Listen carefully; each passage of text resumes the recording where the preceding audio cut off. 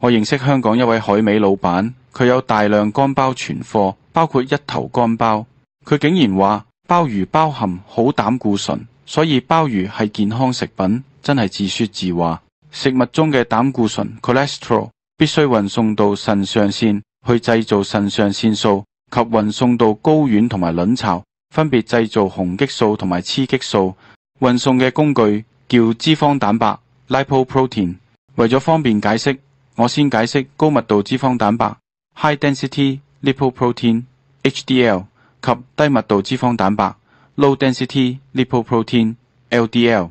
乾製造載脂蛋白 A apolipoprotein A ApoA 之後製造磷脂 phospholipid 包裹住 ApoA 分泌出肝，在血管 ApoA 吸收膽固醇 cholesterol 而成為 HDL。另一方面，食物中嘅三酸甘油脂 triglyceride 被吸收入血液，造成乳內微粒 chylomicron cm。當 cm 喺血液中遇到 HDL， 便交換禮物，即係 HDL 把膽固醇交俾 cm，cm 把三酸甘油脂交俾 HDL。收集咗膽固醇嘅 cm 叫低密脂肪蛋白 LDL， 負責交換禮物嘅酵素叫 CETP。